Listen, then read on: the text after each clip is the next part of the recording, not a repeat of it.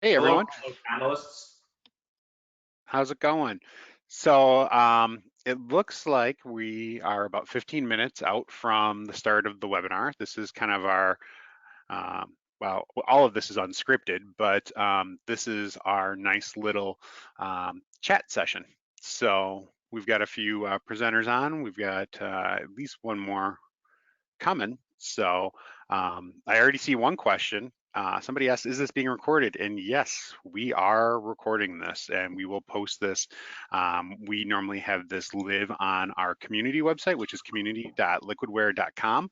And we'll post a link to that recording as soon as that's up, normally within about a day after the recording's there, so we can get it posted to our YouTube channel and have it out there. So. Ray, do you see Chris's name in the list? I thought you saw him earlier. I do see Chris Walker there. We don't hear you, Chris, or see your camera. Of course, Chris is out in rural Georgia with a dial-up connection. There's Brian. He's in as Tyler Rohrer too. Brian, if you right-click on your name, you can change your name from Tyler to your own name. Oh. It does that when you click on the wrong link in the invitation. Let's see. Oh yeah, we have. It won't let me change my name. Oh, there we go. Here we go. So, but we have some attendees in and we're live. So this is our coffee talk chat session, and then at about 15 after we'll be more formal on today's messages, as Ray said. So we came up with this unplugged concept. If you haven't been sat down on one of these as an attendee, we came up with this in April, Ray, something like that. Yes. Pretty quick, when we knew that COVID might have things locked down, and we hope everybody's doing great. And we wanted something that would be far more interactive and let you get to know some of the people over at Liquidware, some of the experts and sales engineers that we have on board, for example, and have very interactive sessions rather than this one-to-many only webinar concept that we do and others do. This is different. We're going to ask for audience participation throughout this, and we'll say that again in a little bit as more people come on. But go ahead and submit some questions if you wish. Today's topic is checks and balances in VDI. So that's the topic that we're going to go after, and we're going to talk about how, when you're looking at user experience, when you're looking at sizing, when you're looking at things that are important to the quality of your virtual desktop environment, how can you be sure that you are delivering the best desktop that you can? And you can I guess trust but verify is one of the things that we could say today, but that's going to be the formal topic today. We always are able to go in a couple different directions though. If there's another question that you have that's related or even unrelated, or if you got a new puppy dog and want us to know the name of your puppy dog, you can put that in the chat window too. I've been thinking about getting one, Jason, so maybe we can give me some names or something. Yeah, Ray Swanson got a new dog here lately. We just got one about a month, a little more than a month ago. So we nicknamed him Chewy. He looks like a little miniature Chewbacca. So is it a Labradoodle? And sort of, it's what they call a biche poo, which is a Bichon Frise / poodle mix. So it's hypoallergenic because my son and I are both allergic to dogs, but knock on wood, this one's been pretty good for us. So we lucked out. But yeah, it's kind of like having a kid all over again, except they're much more mobile. And they're always a kid too. Yeah. Yes. A friend of mine used to call his kids pet humans. So he had 3 pet humans. Well, not far from the truth, I guess. Having a puppy is the best dry run for a kid. Yep. Nothing can compare to having a kid, but the puppy's going to whine, the puppy's going to want its mom, the puppy's going to want things in the middle of the night, the puppy's going to mess up, chew on things, destroy things. It's pretty good practice for having a kid, in my opinion. Yeah, but hopefully your kid doesn't just like eat shoes for the entirety of their life. Not all 3. I've got 3. Yeah, not all 3. I won't say which one does. It took me about 3 months to get my son to stop chewing on our shoes. So yeah. Yep. Don't ask Jack Smith. He has a hard time keeping his kids just enclosed. They want to run around the whole house naked all the time. Well, there's only so many times in your life you're able to do that. The neighbors do think it's a little odd when I take my daughter out on a leash. Yeah, don't ask me to stand up. You got the newscaster's outfit on, Chris? Yep. Actually had to shave and take a shower for this. Golly. Ray told me to turn on smell-o-vision, so I think I got to take a shower. So. Could you get like some sort of background image and just like wear like a green screen and it's just like you and a shirt, you know what I mean? And it's just like sit with your head. Yeah. I had forgotten that GoToWebinar doesn't have default virtual background, but I have a big green screen that I attach to the back of this chair. So it just fills up your camera space. And then, if you put on a same colored green shirt, yep, you got it. Perfect. That's great. It'd be a disembodied head floating through a Liquidware background. It's awesome. Yeah, formal attire on. Yep. The talking head. Well, we've had more than a handful more people join us since we described the rules. Or there's no rules in this 15 minutes of introductory part to our unplugged session, and that's exactly why it's unplugged. We can talk about anything we want to right now, and that's why you're hearing some of that. We'd encourage you, though, to go ahead and think about things you want to hear us talk about today and put that in the chat window. We're going to talk about checks and balances in VDI and user experience and sizing those environments. And if you've got anything related or unrelated to that, stick that in the chat window, and we'll talk about that too. We will also take these questions in person, as in person as we can get with virtual these days. And we'll be glad to either read your question, just let us know, or take you off mute and let you ask the question in person. And then if you wish, you can stay on and become part of the panel, and we can add you to the mix, because a lot of the listeners out there have tons of experience and things to offer when we're fielding questions and discussions like this. So that's the nature of the unplugged session. Right. Yeah, and Jason, I'd like to just add to that, in that one of the things that we're going to talk about today are some of the tests that we've been collaborating with Login VSI on. Some of the stuff that that the field has brought back to us. We've got demos that we haven't done yet that have been requested by Microsoft, that have been requested by Citrix, that have been requested by iGel. As you guys know, there's only so much time in a day. But we've got lots of ideas. We're getting lots of requests for different synthetic loads that we can use Login VSI to apply and Stratosphere to analyze. Mm-hmm. So if you have those theoreticals, or if you have a real problem that you need to test under load and get hard numbers around, man, this is the webinar to get those questions out there. And then our other option is our community sites. Yeah, Brian, that's actually a really good question. If I, say I come up with a workload in Login VSI, do you have a community site where I could actually upload that to share with people? So it's something that we've explored the idea of. We have not turned it on quite yet. The ITSM, IT Service Management Platform that we use for our customers has the option. We just haven't enabled it. What we've also considered is, and this is kind of like a modern idea, iDrill really does a great job of it, but having like a Slack or Teams community, because we're a Microsoft shop, where just customers and partners can participate in IdeaShare, sharing workloads. So, when my engineering staff interacts with our customers, if they're so gracious as to provide the application script that we use for testing, I have a section of our knowledge base where I upload them. So we have, all of those baseline Microsoft applications, bulk applications that most everyone is running now, in production.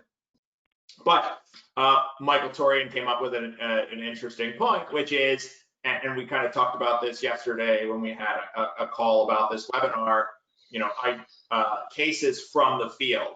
Chris, you have some examples to bring up, but some people in our audience are actually working in production environments. It's their day-to-day infrastructure that they're responsible for. So there's probably plenty of examples out there where we can talk about, you know, what we could do specifically combining the two, you know, data sets. Yeah, because we have like what we call spot checks inside of Stratosphere that I can actually post, and they're basically a kind of like a macro. So I'm going to go test these 15 things. So as you're running your load test on the system, I can run a spot check against that, and it just kind of spits me out an answer. And we can put those formulas up there on our community site. It's been really powerful for customers. Yeah, exactly. So we don't want to spoil it too much because we got 3 minutes until we actually go into the live content. But we could definitely talk about some of the stuff that we discovered when we were working on that major retailer, where we saw some domain communication issues. I actually wrote a blog about it, which was one of our most popular in the last month. So it does seem that people are really interested in root causing things, which I kind of stay out of the realm of doing myself, you know. Yeah. All right, I'm gonna take us off the rails one more time before we get started. Let's play live camera scavenger hunt. None of the participants knew we were going to do this today. Let's see who we can win. Who, other than myself on the panel, can reach over and find an Amazon wrapper or box of some sort? Does that work? Not I. Let's change subjects. Gosh, Amazon batteries. What's that? Batteries? Amazon batteries. We'll count that. The logo's on there. All right, raise 1 point. Who, other than myself, has some sort of mints or gum nearby? First. Michael Torian beat you just a little bit there. 1-1 there. All right. Who, other than myself, has a part to a PC like a hard drive sitting there within arm's reach? Part to a PC. Ray, See, that's not fair. That's not fair. I have a whole drawer. That's not a part, Chris. What about one of these? Ray beat you. All right, that's K2 card. live camera scavenger hunt. Ray 2 points to Michael's 1. I feel like such a bad nerd, guys. You've got a clean office. You just moved in your place. That's what you're. Yeah, I'm sitting outside. But actually, if you give me 1 second, hold on. So if at like any good IT guy, I have a basket full of random stuff as well. Your credit's still intact. Yep. And I have pants on too. How many of you can stand up right now? Let's see. Not me. Come on. Not me. All right. So Unplugged. That's the nature of our sessions, and I'll serve as the talk show host. Ray will serve as an additional moderator there. Ray Swanson, wave your hand. And we have many more attendees on. So the first 15 minutes, we kind of just shoot the wind, and that's a polite way of saying what I was going to say. And we've done exactly that. You got to know us a little bit informally. I'm Jason Smith. Jason E. Smith, I always throw that middle initial in there because there's plenty of Jason Smiths in the world. Jason E. Smith and I lead our product marketing, and have a little bit of a technical hat, more than most marketing folks. I'll go from my left to right. Michael Torian, tell the world who you are. Hi, I'm the guy drinking coffee. Mike Torian, Senior Solutions Architect at Liquidware. I'm based out of Denver, cover the Rocky Mountains. I've been for lack of a better term, spearheading some of the integrations with Login VSI and some of our collaborative demos to help our customers see what happens when they scale their environments out. Nice. Ray Swanson. Hi, Ray Swanson. I'm Director of Marketing. I'm kind of the man behind the curtain here. I'm not the technical person, but I will help you guys get your questions answered and help get this going. I'm out of the Chicago office, and we'll go ahead and pass it over to Brian. Oh boy. My name is Brian Martynowicz. I, unlike the others, work for Login VSI. So I'm kind of counterbalancing things here. I am the Director of Customer Services with Login VSI, which means anywhere in which we touch or interact with customers, I have some sort of responsibility over, so I get to see all sorts of neat customer engagements and issues in pre-production and production. and I get to play around with some of the technology.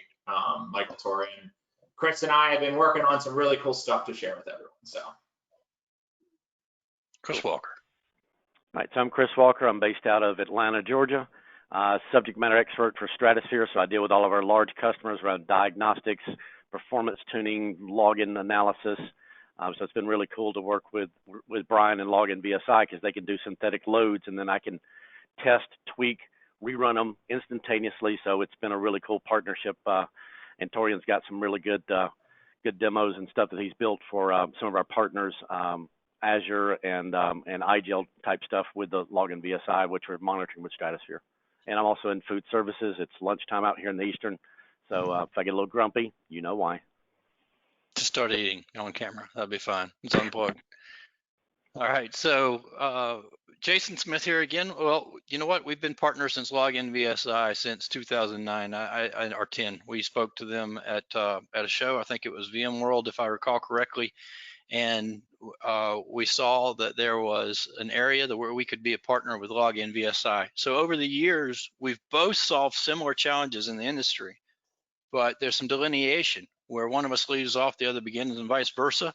So we thought we would clear up that and tell people why we do partner together, why many customers find significant value in both Liquidware and Login VSI solutions because of the nature of what we do of checks and balances. And it's two slightly different approaches to some of the same problems. Sometimes it's not the same problem. And without describing it much further, I'd like to jump right in with a use case, because that's the best way to talk to people about what ways that we work together and what problems we solve out in the industry.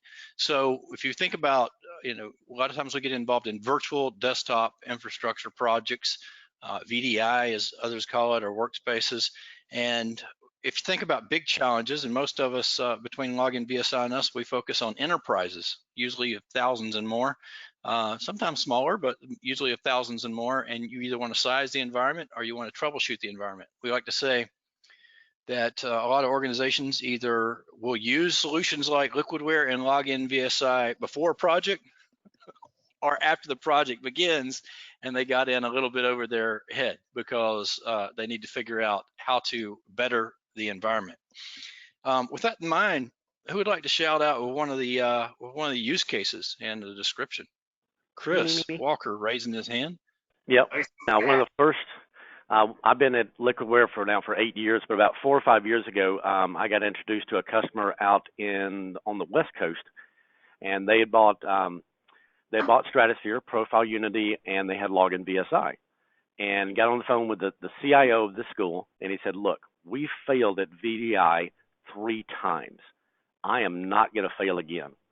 And this guy was a Marine sergeant, drill sergeant. I mean, he had all the vendors on the phone, and we were using Login VSI to run synthetic loads for his students based on the applications, using Stratosphere to monitor it, diagnose it, make tweaks in the environment, application launch times, all of this stuff. He succeeded because he did all the right tests up front. He mimicked all his applications. I mean, basically, he ran all the vendors. We found multiple issues in different storage platforms because of the load. So, at 10 people, the system would work fine. Then as we started cranking it up to 100, 200, 300, we found out the storage system started dying. Then we fixed that. Then we fixed the CPU, but only using Login VSI could we use those synthetic transactions and then watch the Stratosphere. So there's actually a write-up about it on our website, one of the longest KB article, not KB, but Jason, what do they call those? The marketing articles. Case studies. There's a case study up there about it from many years ago, and we used Login VSI and Stratosphere to basically benchmark it, and he was 100% successful. If he hadn't done that, he was a drill sergeant, loved the guy to death. But that's just a hands down a great story where they had failed 3 times to build a VDI solution, and it worked out awesome. You used a term that I want to make sure that everyone's clear on, and it's one that we don't use with what Liquidware does, but it is a term that Brian is used to defining. So synthetic loads, synthetic monitoring, tell us what that is. Yeah, so, there's really, when you talk about analyzing end user experience, two different types of user activity. use user activity kind of loosely in one case, but you have real users, pretty self-explanatory, right? I'm sitting at my machine right now and I'm doing a bunch of stuff in a variety of applications. I am a real user. Then you have our virtual user technology, which behaves like a real human for all intent and purposes. So let's just say, most people use Outlook throughout the course of the day, or Excel, or they're creating PowerPoint presentations. Our virtual and robotic user can replicate those types of behavior at a quantity that you specify. So in Chris's example, it's not really feasible in a pre-production environment to say, hey, 1,000 people, stop doing your day-to-day job, jump on this system and do what you do on an ordinary basis to see when we roll into production whether or not this is actually going to work. Now, that obviously would give you the best possible scenario because you'd actually see that variety of user interactions, the randomness of human behavior and whatnot. But in the absence of doing that, you have our virtual user to kind of replicate that behavior. Nice. So you would use Stratosphere, our solution out there, Liquidware solution to plan, and if you got in at the right level, right? So we say a lot of people don't get in at the right level, which is before you ever start. The time to use Stratosphere would be to figure out, how to size the environment. But like I said, that's not always the case. We get it's never too late. Yeah, it's never too late because you can get in and you can use Stratosphere on the UX basis, and that is knowing the user experience, and it will literally give you green, yellow for stress points, or red for problem points that you can really start to hone in on and pay attention to and drill down and to get the metrics. But the best laid plans, you still want to verify them, and that's where we get to checks and balances and the topic, and that is what we're doing. So Chris mentioned, that deployment had, where they're testing it with 12 users. That's never going to replicate, right? The same thing that you guys are doing. Well, also, I have another really interesting example, military again. This particular client engagement was, I think, within the last 3 years or so. Information systems, so they control satellite communications and all that stuff, pretty critical stuff that they're doing. And they have 4 Citrix environments at varying levels of classification. And they have thousands and thousands of users. Those environments don't cross over, right? Because they are protected as far as classification level. We were able to create a volume of traffic in that particular scenario where we could start to identify some asynchronous routing. Now, we created the user behavior, but in this particular example, I didn't have Liquidware or Stratosphere, so I have to go to a lot of the machine data itself, hardware analytics, networking analytics, whatever, and it becomes difficult to collate it. One of the things that's really great about Stratosphere is it brings all of the data into one centralized location. And so when we hit that variance between those 4 networks being tested, you guys are going to show me exactly where it's happening, and we use that X timeline, which really becomes critical and useful to people in driving the value that we're talking about. And those workloads are dynamic, right? I mean, basically because back in that time, even 3 or 4 years ago, I helped them rewrite their workloads to be more, like a true student, because they were basically just launching these applications, closing the applications. It's like, that's not what a student does. They're going to sit there for 5 minutes. They're going to browse the web.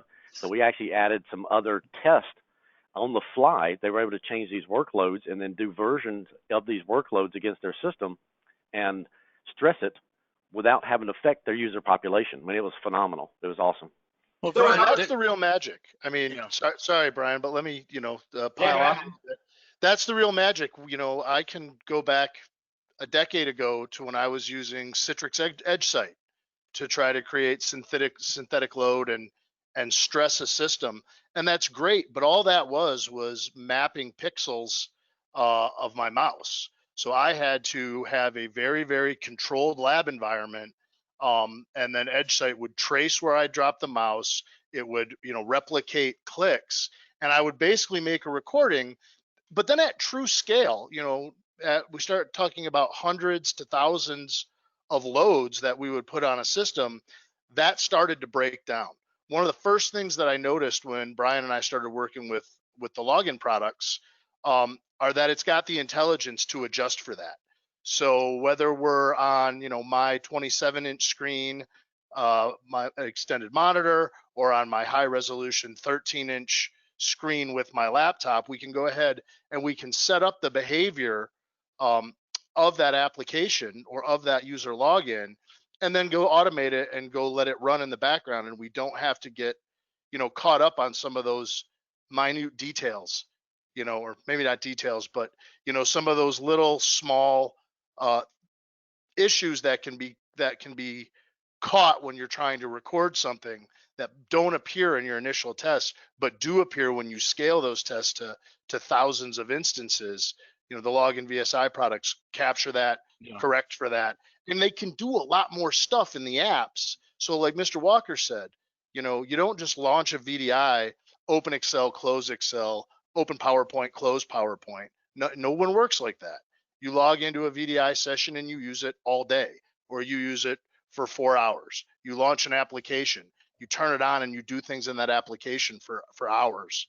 And Login VSI allows you to have that granular control so that then Stratosphere can actually capture the metrics that you need to make decisions around how to scale that out or how to improve that performance. Brian, does Login VSI, when you're creating the synthetic workload, do you take into account knowledge workers versus task workers, or is there any way to scale up the workload per individual synthetic load or whatever? Yep. Yeah, so Login VSI, I guess, coming up on 2 years now, a year and a half ago, we consolidated our products. We had Login PI and we had Login VSI as well. So you have PI for the continuous workloads into production, VSI for multiplicity. So now the workloads are really focused around the applications themselves. So it's really modular, it's granular. So in Chris's example, right, he has students and they're probably in Outlook and they're sending emails or whatever. They're mostly probably surfing the web. So let's like build some Blackboard in there, but they stand alone, right? So I literally specify the path of the application, and then I have some plug and play workloads in the bulk of apps. So Outlook, Excel, PowerPoint, web browsing, Teams, Zoom, whatever, most people use, and you just plug it in. And then as Chris alluded to, you have the ability to control that and customize it really in that specific scenario. One of the things that we don't do is we don't analyze the types of apps and actions and behaviors that real users are doing on the system. So there's a discovery period that takes place. With Liquidware involved, you guys can say, hey, this is a really heavy Teams environment. You guys need to focus on Teams. And then you can even see like, hey, they're spinning up, video sessions inside the session. Their webcams consuming CPU and RAM. And then we can build a workload that looks like that for the testing, baselining, and change management purposes, which is really cool too. Yeah, now that's all around testing and sizing. But like yesterday, I had a customer, large facility, they were down. And basically, we used Stratosphere data. We used our diagnostics and Profile Unity to figure out what the problem was. But then it took him 25 minutes to go and log into each one of those sessions and just test and make sure the applications were up and running. He had an application problem. We resolved it, storage issue, we figured out what the problem was, got it all resolved. But we sat there for 25 minutes when he went and logged into each one of the VDI sessions. Does the application work? Can I log into it? Whereas he could have just pressed a button. That's a great point, Chris, because we actually have customers of ours that provide a SaaS-based solution. So like their whole bread and butter is providing, let's say something like QuickBooks or Peachtree or Sage or, accounting type of software. They have a server farm, published applications of several hundreds of servers. We're talking about nearly 1,000 servers. And so literally, if something were to cause an issue, they can literally have continuous jobs going to each of those, 600, 700, 800 different servers doing those user behaviors to make sure they work. And they might find a server here and there that isn't up to snuff or they can't log into it anymore, but they can literally on the fly test the whole entire, delivery structure down to the application specific interaction. Even with just a simple, like the Active Directory team, think about, I have Login VSI, just logging into virtual machines, every 5 minutes. And then I got Stratosphere monitoring the Active Directory response time, broken GPOs, things like that. So your constant load on that Active Directory gives me really good baseline points. And I can take that Stratosphere data, pump it into ServiceNow, and generate an alarm. Yeah. Hey, this domain controller is having a freaking issue. You need to go fix it. Exactly. So one of the things, and Chris was trying to spoil this earlier, when we were working together on this spot check for a major U.S. retailer, one of the largest in the country, and we were seeing performance degradation issues. Now this is all a laboratory, like proof of concept type scenario. But for me, login enterprise's purpose is just to identify when those variances are occurring. So I'm seeing, login times are normally taking 15 seconds, but every once in a while it takes 2 minutes. So we had it all set up. We were running tests, and on the back end, Chris was analyzing and doing his spot check. And what the end result was really cool. I'll let Chris spoil it now. Like some of the stuff we were able to identify to really hone the performance of that environment. Yep. Nice. Yep. I see our numbers are fluctuating and they've gone up actually in the last few minutes. So welcome aboard to our Unplugged session with Login VSI. If you haven't seen this, it's our Unplugged sessions are a little bit more like a talk show. We spent 15 minutes getting to know each other, and so the audience gets to know us. Then we made an introduction, and then we talking about today end user computing checks and balances, and that's exactly what our partnership with Login VSI is about. Some customers like to trust and then verify, or then verify and then trust, and then in some cases they may have one solution before the other. Michael Torian, you spent some time lately with a demo environment, so we can start to show both of these solutions in there. And Brian, you have access to it too, I understand. Yes, I do. But it is Michael Torian's environment, so I don't want to get my grubby mitts on it. All right, if you'd like to show us some of this, that would be great, Michael. And in the meantime, we want to see if we have any questions, and also ask the audience again if you have any questions. If this has really got you thinking, we'd love to hear from you, and love to hear from you directly. We'll take you off mute and let you chime in. And if you want to, you can even be part of our panel. That's the way this Unplugged works, Ray. So we do have a question here, and I talked to him as Jesse. He didn't want to be unmuted for this. He said he's not more of a listener. He actually said he's a first-time caller, long-time listener, but asked what is the most requested feature from Stratosphere users? Maybe that's something that Chris might want to chime in on. Yeah, I mean, it depends on the issue. I guess the number one selling tab in Stratosphere would be login breakdown, because everybody understands that. But I mean, this morning I've dealt, it's only noon here in Eastern. I've already dealt with networking latency issues, applications not responding, storage problems. So as you look at the Stratosphere data, it has a myriad of information. But I'd say the easiest one that everybody understands is login. You asked, Chris. That latency, that storage latency, that network latency may manifest itself as slow login as well. Oh, yeah, they all interlink. Which is why we need tools like Login VSI to be able to provide me with a constant test. So when I look at my Stratosphere data, it's not just Jason Smith logging in and then go getting his coffee and coming back and clicking a button, right, and then talking to his kids and clicking another button. I need that constant test to model it in Stratosphere, which is what Torian has done here, I think, with his environment. You've got a very constant test, then you can tune it because you know what happened at exactly each minute. I had 400 people launching this application. Therefore, it stressed my storage. I need to go beef up my storage. So these testings and parameters around benchmarking, I've done benchmarking for many years. And the hardest thing for benchmarking is to get that constant test. Repeatability. Yep, exactly, because unknowns and variables creep into your test case that you don't realize. People change things. They're not doing the same set of testing steps. Yep. So Torian, what do we have here? What you got set up? Well, so I will. So this is really kind of high level. Didn't really know who our audience was going to be, but you know what Brian and I did was we kept it pretty simple, right? We're doing some work with Microsoft around WVD, and we've actually been working with the Microsoft Black Belt team on things that their customers need that can only be proved out at scale. And it's really quite simple. We set up 3 virtual machines, so we have similar to Liquidware. Login VSI has pre-configured virtual appliances. So we imported a Login VSI appliance into the Liquidware Azure lab. And then I just set up a couple of WVD sessions.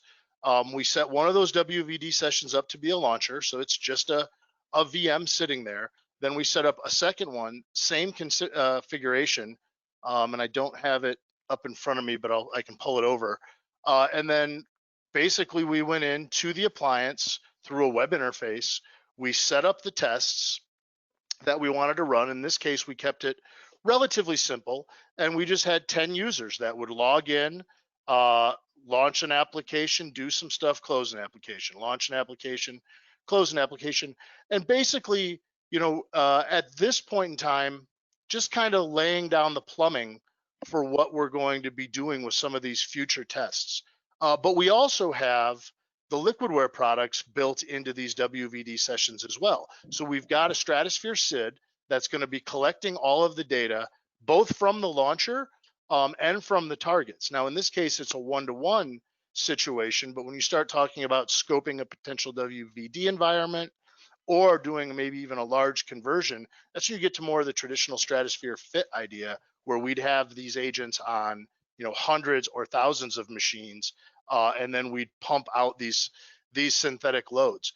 So it's, again, pretty straightforward. We just set up the Login VSI environment like we always have inside of our WVD lab.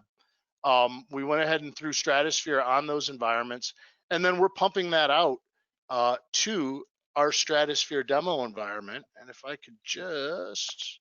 One of the things that we hear constantly are questions about, you know, the relative value when you're talking about running your environments in the cloud. And the story is still the same.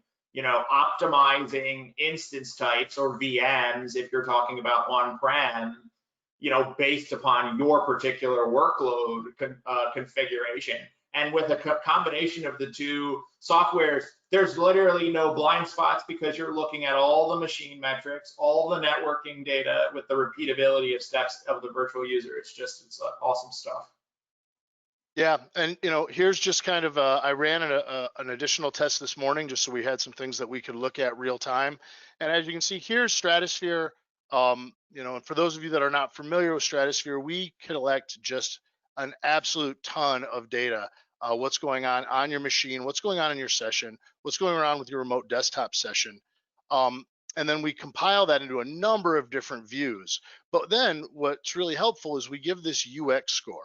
And what the UX score is a composite of about 10 weighted metrics that have the most impact onto what a user performance is. And in this test, we built out a Windows virtual desktop multi-user session, and we just had 10 users continually logging into it. And as you can see here, you know, when we weren't putting it under load, this was working fine.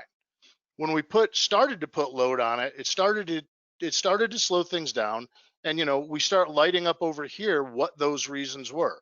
Well, as we had more and more users logging in, we started to build up a login delay, right? The application load times started slowing down. Well, why is that? Well, we can come over and we can see that as we're starting to put this machine under load, we're now starting to use more and more CPU. We're starting to get into CPU queuing. Now, I didn't want to really get into a full Stratosphere demo, but you know, as we're gathering this information, now we already know with only a 10 user load that this probably isn't the right size WVD for a 10 user shared environment. You know, we can barely get 10 users on before it starts crashing down or slowing down. So what do we do next? Well, We Hold on, have hold the on. tests in place. Yes, sir. Hold on, caveat on that, because people ask me all the time, how many users can I get on a virtual machine? I say, maybe 500. 500, what do you mean? Yeah, if they're all running putty, if they're just running putty, it all boils down to the applications. So monitoring, just like my laptop can support 1,000 connections very easily if they're all running putty. You start running things like Word, Excel, Outlook, the real world applications, start talking about AutoCAD and graphics adapters, and then the dynamics change a lot. So be careful when you're talking about, performance numbers and number of users, because it really boils down to the applications. If everybody's running putty, 10,000 users, no problem. People just like, really? Wow, you must really do some too. Nope, they're all running putty. So be careful. It's it's not just about the machine and the CPU. It's really about the applications that they're using. That's what the breaking point is. But what I would say is so our virtual users are what created that level of workflow inside of Michael's environment. People always say to me, they're like, well, why is it that things are slow? Like the virtual user is reporting that apps aren't launching, or that it used to be able to send an email in 5 seconds. Why is it slow? And I'm like, I don't know. I'm just creating the activity and driving the activity on a repeated basis. If you want to find out exactly why, and that's why I'm kind of laughing and smiling this whole time that Torian is showing the stratosphere desktop, because it's like, if the IT stack is the haystack, right? Literally, it makes it a lot easier to find the needle if there's GPS attached to it, Yeah. Hey, Brian, I just gave you control of keyboard and mouse. I don't know if you want to jump into this, but if you want to grab, see if you can grab in. And this is actually the Login VSI environment in our lab. Great. And where's our launcher at? You are on the launcher. Okay, so this is the launcher. Okay. Yep. So while Brian's getting that over there, we've got a quick question. Somebody asked, can we get all of that data from both of the products into the BI solutions? Yes, at least from our side, because I can't speak for you guys, but everything that you're seeing in our management console that we'll show you here is completely API driven. So that means pushing the jobs, extracting the data, configuring the jobs, running the tests and whatnot, all capable of being pulled and pushed through the API. Yeah, we both have a very rich API. There's a lot of Power BI examples on our community site, ServiceNow plugins. So at the end of the day, if you have an API, you can pretty much talk to anything you want to. So exactly. Good question. I like to say, if you're not developing an API solution for your application, you've already made yourself irrelevant. Because you need to play in the ecosystem. You're not the only game in town. That's the thing to realize, right? There are values in connecting these things, and as a result of there being APIs, we can very easily integrate these two solutions together. What you're seeing right now is that launcher that Torian had showed you in the architecture, if people are unfamiliar with the Login VSI solution, and it just ran a connection to connect into his Windows virtual desktop environment. And now it's actually inside a notepad. I swear, even though Torian gave me mouse and keyboard control, I'm not doing anything with my hands right now. And we're creating user behavior. So from the load testing perspective, I can say, launch 1,000 of these virtual users doing behavior like what your users are doing into this environment, and then we're going to feed data back into the dashboard. But everything that's happening is happening amongst the common x-axis, which is time, right? So right now it's 12:45 or 11:45 Mountain or Central. And so, if we run into a scenario where something's not working or it's slow and it slows down, we're kicking the readouts into our dashboard here. And you can see, so we're going to give you some login performance. We're going to tell you where it's connecting. We're going to tell you which machine that it's connecting to. We're going to show you application interactions down to the application specific interaction. And if you are running all of your favorite Liquidware tools underneath of that stack amongst at the same exact time, you can start to find out when you have issues with that user experience, if it's a result of specific machines, Is there a hotspot in the storage? Is the domain controller in the environment, to Chris's example previously, is that taking too long to process the request? And obviously, we just have a minimal amount of data in here right now, but we'll tell you, what each of those specific transactions are.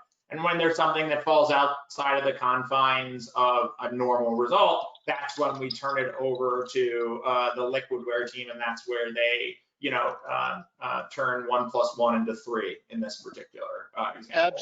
Yeah, absolutely, Brian. And I love that you came up and showed the login times, because this is a pretty simple demo, right? 30-second logons. That's not really breaking the bank. One of the things that we get called in from our customers all the time is I'm having really, really long logon times.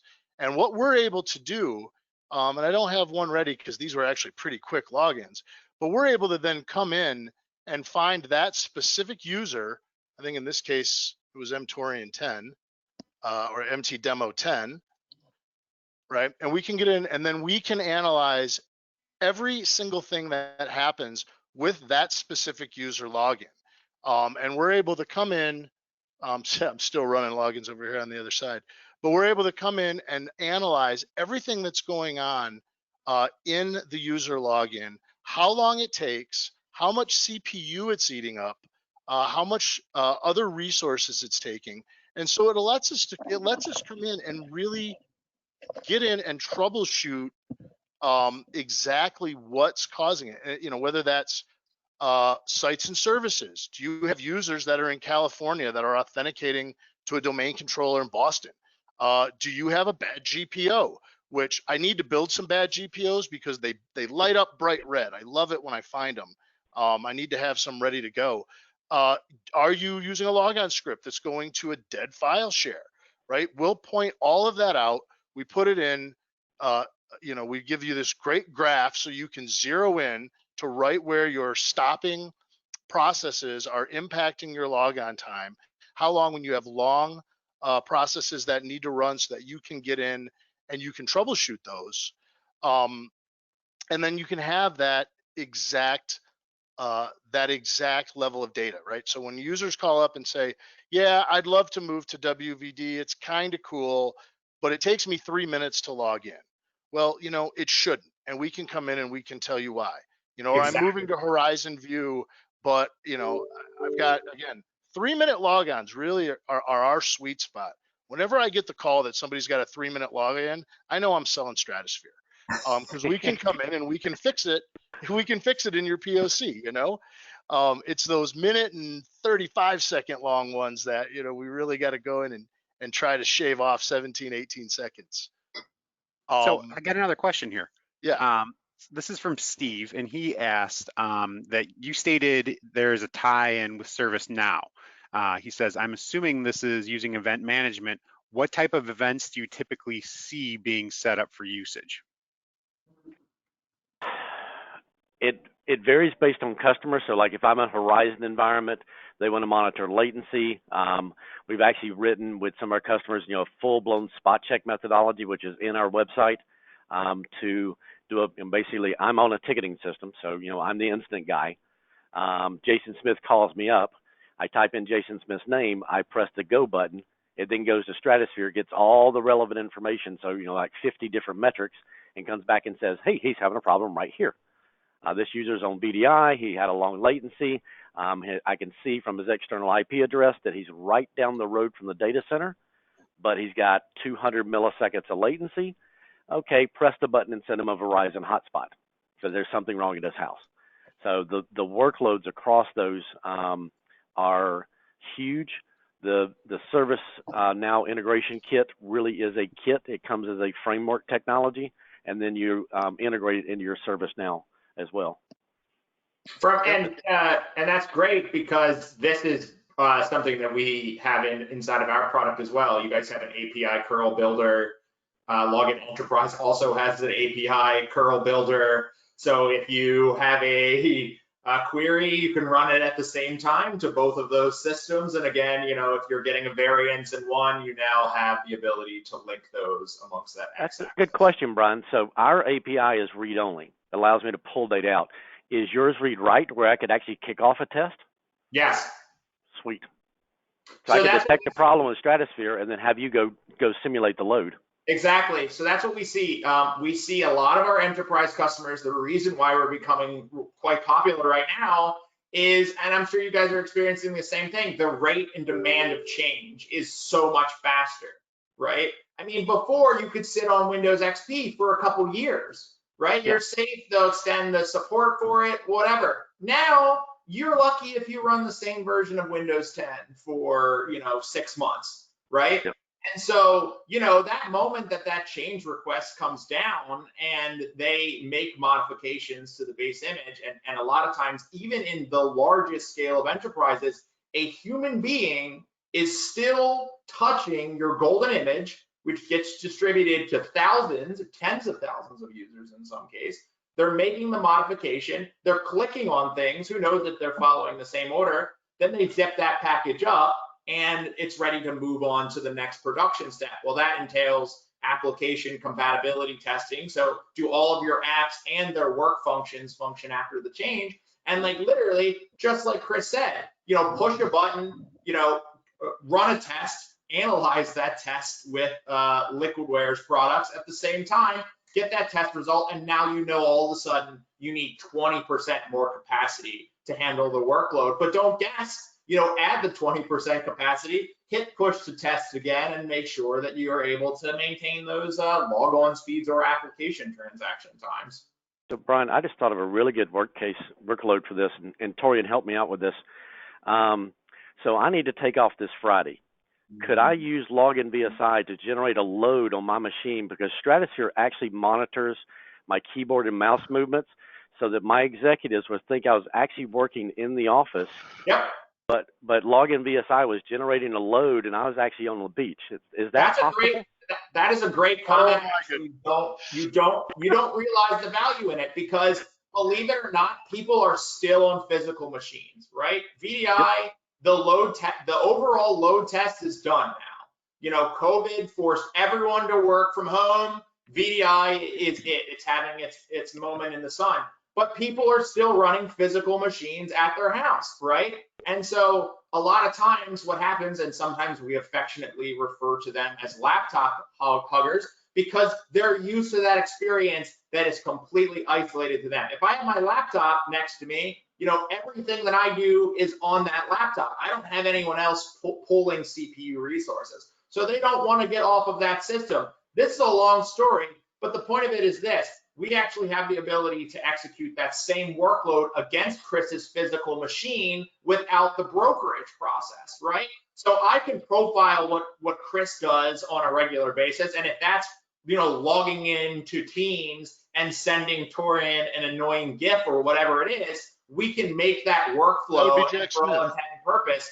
People would think that Chris is there on his machine. So I can simulate my entire annoyances to different people during the day, and even asking our CTO, where's the, does it do this? And his reply. We need a day off from you as well, Chris. Well, Jason's reply always is read the RTFM, read the manual. What he could do is he could come up with a CSV file of comments, and every day the virtual user would pick a random comment and send it to whoever he wants it to. Yeah, I think I'm going to be booked all next week. I'm going to be booked all next week.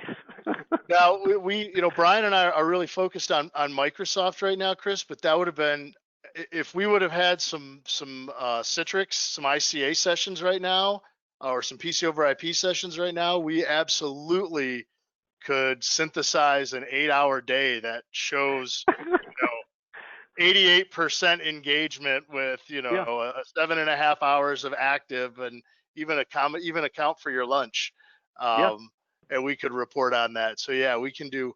I mean, it's tricky stuff that we can pull off with this. And one of the things that we forgot, I think, to bring up is that we're doing this right now with Profile Unity and Flex app as well.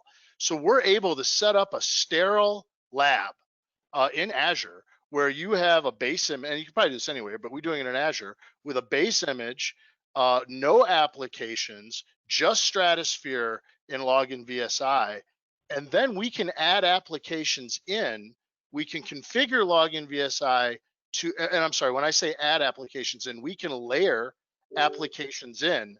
And so if you need to test a specific application at load, right, we're going to be using Teams, or we're going to be using something, bigger, SAP, Epic, right? We're able to then layer that in, layer it into that base image, run your tests at scale, and then pull it off, bring another app on with just a couple of clicks within Profile Unity, completely eliminating the need to set up a new lab environment when you want to do a new test. So once you have that base environment built up, if you're using Flex app as well, we're able to do just limitless amounts of scenarios with different applications, changing your machine size within Azure, and then pumping it out at scale with 1 to 10 to 100 to 1,000 users, one at a time or all at once.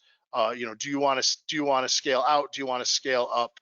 We don't have to rebuild the lab or even really reconfigure it at this point. We reconfigure our tests, we assign the apps we want to test, and you're off to the races. I mean, it's really powerful. One of the things that we saw during that major retailer that we were working on, Chris and I, was that the saving operation after we implemented Profile Unity was, I think, like 30% faster.